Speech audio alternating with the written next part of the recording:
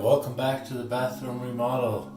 So in the last video we finished painting on the guards on the wall to seal all this old stuff in. That's all dry. We did that last night. Now before I get to skim coating, I want to go ahead and all these little holes, nail holes, pictures and things that were hung before, fill those in. So I'm just going to use some spackling here,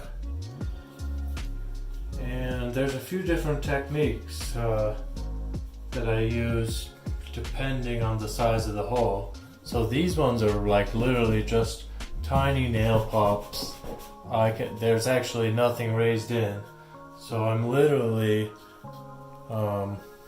just gonna take a tiny amount of spackle just on my finger, and I'm just gonna push it on those ones. Now I'm just gonna take my other finger and just smooth it out. I found for little nail holes like that, this is the absolute easiest thing to do. You can make it so smooth, no reason to sand it or anything afterwards. There you go, like it never happened. So now I'm going to move on next to a different size hole and show you a technique for that one. Alright, so this next hole is a little bit larger. I can almost stick my pinky through it. There was a pretty large anchor there.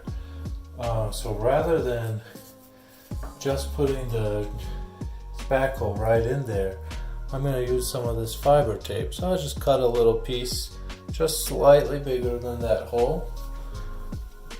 So I'll just take the scissors and cut a piece of this.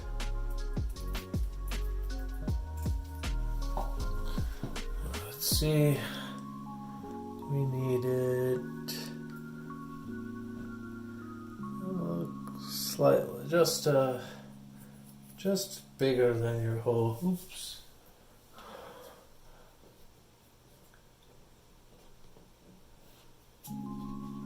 Alright, so you stick that on, and that's gonna just give your spackling a little bit more support. So in this case, I'm actually just gonna use a small putty knife.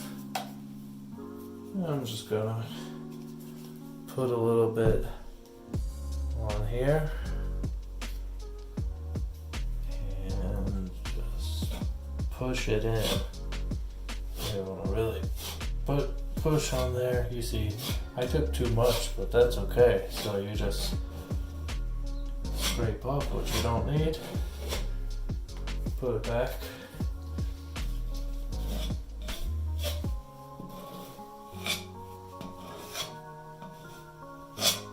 There you go. So it doesn't need to be perfect. We're gonna skim coat over this anyway. I'm just filling in the holes. So that's how you fill in one, maybe the size of your finger.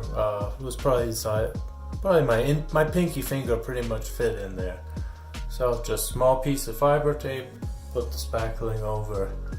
Let's see, I think we probably have one more slightly larger hole that we're going to use one more different technique. So let's go over to that one next. Right, we're ready to make our next kind of patch here. This one, actually, we knocked a hole by accident in the wall during the demolition, and yeah, so it's about 3 inches or so. So there's a bunch of different ways that you can do this actually, but I'm just going to use this easy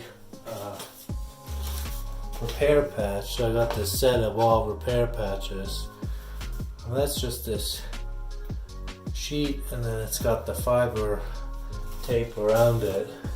So that's just gonna fit nicely over here, and then yeah, so we'll just prepare the surface,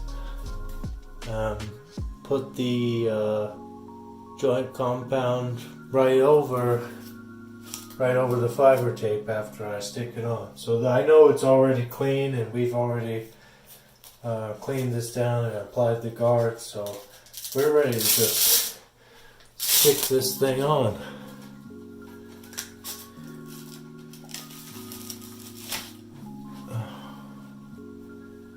So I'll just cover the hole pretty evenly, just like that.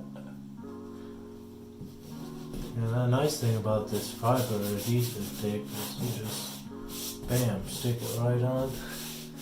And I think I'm just going to use some regular old joint compound for this one, rather than the spackling. I've just got some all-purpose pre-mixed stuff.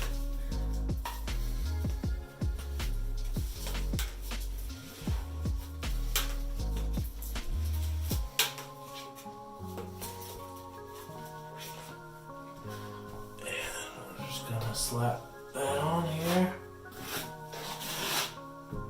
I mean, this is a lot easier to work with than the spackling as well.